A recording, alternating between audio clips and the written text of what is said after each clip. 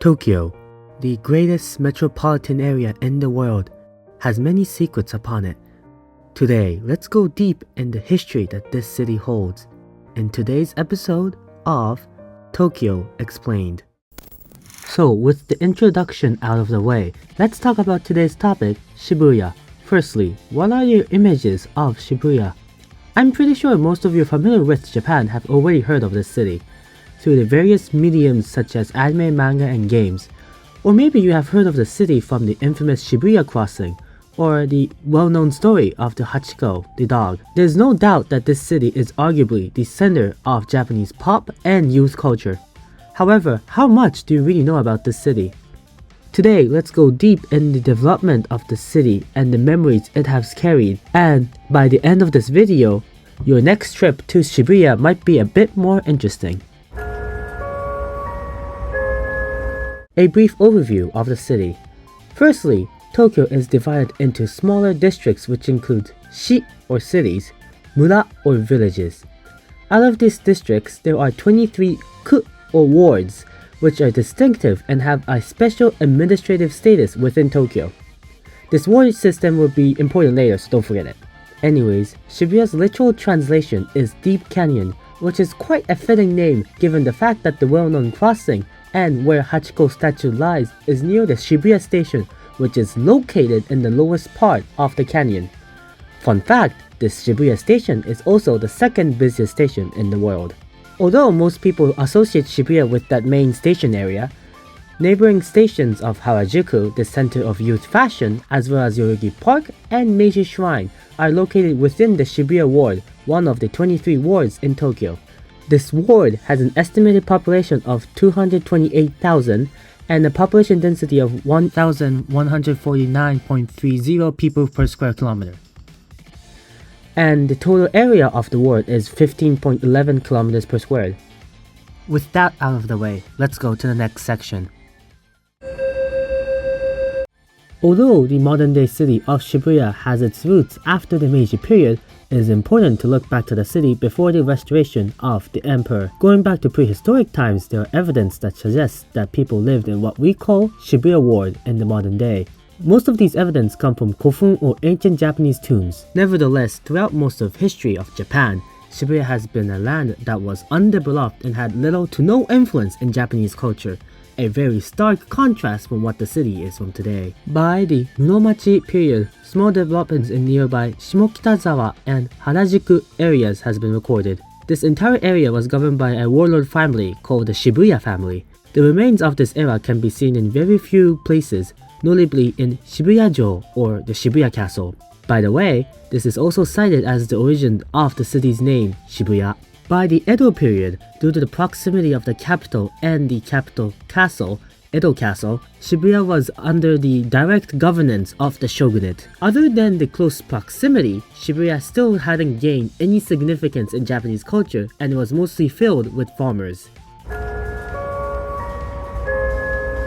By now, I'm pretty sure most of you have now understand that Shibuya had little to no significance to Japan throughout its history. This all changed after the Meiji period. The Meiji period is notable for its restoration, where Japan implemented many ideals and systems of industrialization from the West in order to catch up and surpass the Western powers. One crucial technology Japan implemented was rail. Rail is crucial in connecting cities and towns together, strengthening the country. In 1872, Japan implemented its first rail line between Tokyo and Yokohama. By 1885, the first rail station in Shibuya was opened. This station will become the JR East Station of Shibuya, which includes lines such as the Yamanote and the Shonan Shinjuku line. This was the beginning of Shibuya becoming one of the main terminals of Tokyo. The key player in the development of Shibuya is one rail company, the Tokyu Rail Company. Unlike many countries where the rail network is owned by the national government, many rail lines in Tokyo are operated by private companies. These private companies not only operate the rail lines, but also uses the available land near train stations to develop the land and sell it for a profit. So the main question is, why did the Tokyu Rail Company decide to develop Shibuya? Well, the quick answer is Shibuya was their main terminal. You see, Tokyo's main rail line, the Toyoko line, terminates at Shibuya. It is in their best interest to develop the city and make it appealing for more customers, who will then live and buy houses alongside the rail lines, further boosting sales. The first instance of the Tokyu Rail Company developing Shibuya was the Tokyu department store, which opened in 1934. It was one of the first terminals that had a department store attached to it. This was only the beginning. Tokyu Rail Company's president, Goto Keita, was well known to be a very aggressive president and an aggressive person. He would use any method to make sure that Tokyu Rail Company becomes influential within Tokyo. His influence could still be seen in Shibuya today, notably on the Ginza line. The Ginza line was the first subway in Japan and also in Asia. Today, the line terminates at Shibuya Station, but this was not the initial plan. Goto Keita really wanted the subway to come at Shibuya and also gain more control of this historically significant line. Therefore, he created a new subway company, the Tokyo Rapid Railway, in order to forcibly merge the Ginza line into his control. Therefore, by 1938, he was able to bring the Ginza line and terminate it at Shibuya. Sidetracking for a moment, in 1933, the Teito Dentetsu Shibuya line opened, which later becomes the Keio Inogashira line. After the end of the Second World War, the Tokyu Rail Company further doubled down on its influence in developing Shibuya. In 1951, it opened the first cable car, the Hibari. Throughout the 1960s and 70s, the Tokyu Rail Company built new department complexes around Shibuya. By 1977, it opened the new Tamagawa line, which later becomes the Deientoshi line. At the same time, the Hanzomo line opened, which acted as a bypass line of the Ginza line. In the year 2000, the Shibuya Makishiki building opened, which houses the Keio Inogashira line station. Currently, Shibuya is experiencing a one-in-a-century reconstruction project, where the Tokyu Rail Company is rebuilding the entire city. The first building within this project was built in 2012, which is the Shibuya Hikarie building, which houses the new Tokyu Toyoko line station, as well as the Fukutoshin line. In 2018, the Shibuya Stream building was opened, which houses the Google Japan headquarters. And by 2019, the Shibuya Scramble Square building was also opened. As of April 2024, the rebuilding project is still ongoing, with many construction work happening at the same time. The project itself is slated to be end by 2027. From this point on, I would like to explain places in Shibuya you should visit that are not typically known by most foreign travelers. These tourist spots are for people who are like me, who are history nerds, or travelers who want to show off their knowledge and researching skills when they're in Shibuya. Firstly, this is an aerial view of Shibuya back in 1945. The green is the JR Yamanote line, the red is the Tokyu Toyoko line, the blue is the Keio Inogashira line, and the orange is the Ginza line. You can clearly see the resemblance from back then in this 2024 version of the map. Adding on to the lines previously mentioned, the Hanzomo line and the Deientoshi line both opened in 1977, and in 2012 the Fukutoshin line opened, connecting and opening direct through services with the Toyoko line, finishing the station map we see today. So let's go visit these stations. The first station is the Tokyu Toyoko line, which also reopened in 2012 with the Fukutoshin line. Due to the Fukutoshin line being a relatively new subway, the station is very deep. Here, the platforms 5 and 6 are for the Fukutoshin line and 3 and 4 are for the Tokyu Toyoko line. Going down these stairs, you'll end up with a platform for the Tokyu Toyoko line. Most of these trains are bound for Yokohama. This station has 2 platforms and 4 lines, indicated here.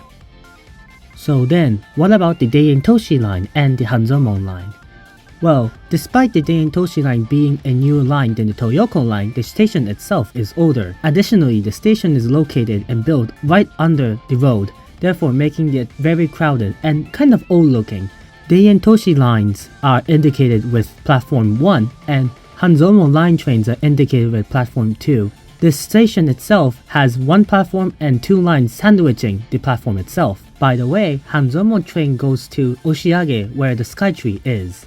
In terms of JR East, there are 3 lines, the Yamanote line, the Shonan Shinjuku line, and the Saikyo line.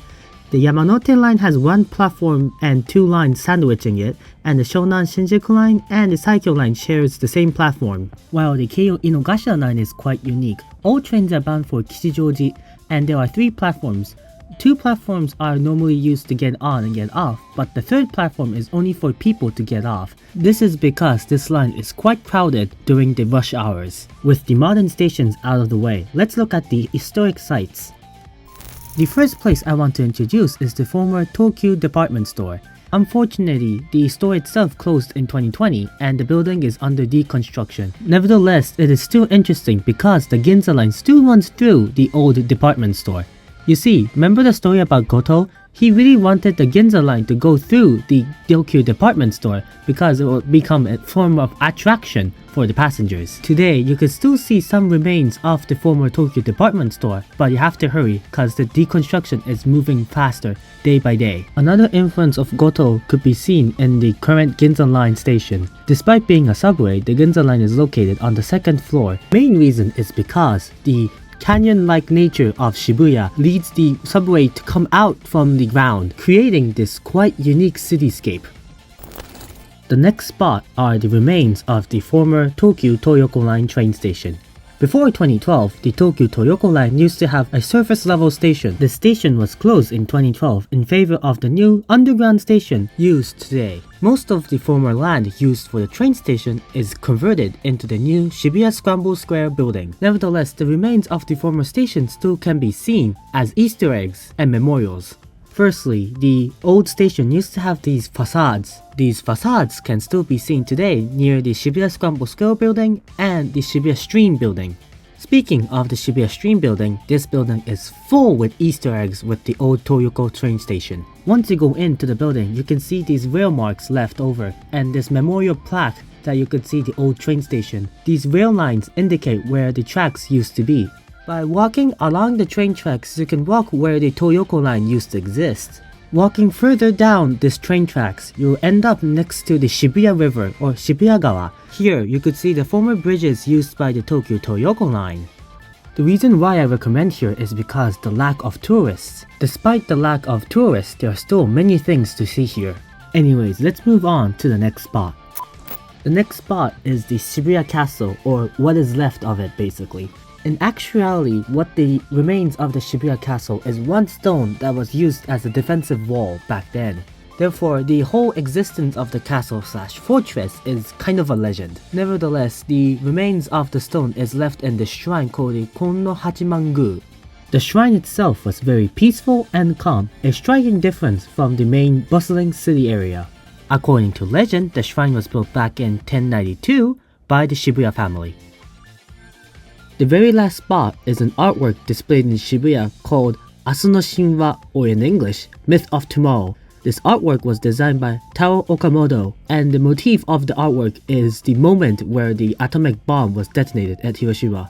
The artwork itself is displayed in the pathway between the JR East Station of Shibuya and the Keio Inogashira line. You should definitely go visit this place as the size of this artwork is truly astonishing. While also it is interesting to know the fact that this artwork was also lost for most of its time. And despite being a bustling city, the artwork presents a topic of nuclear war and nuclear annihilation. Anyways, お疲れ様でした. That was the end of the video. I hope you enjoyed it. Please like and subscribe, comment down if you have any opinions. Sorry, this is my first English video, and sorry, this is the first episode of the English video, so there aren't any new contents made in English, so sorry about that. All of my contents are in Japanese. If you want me to, translate some videos, please ask me in the comments below. Anyways, see ya.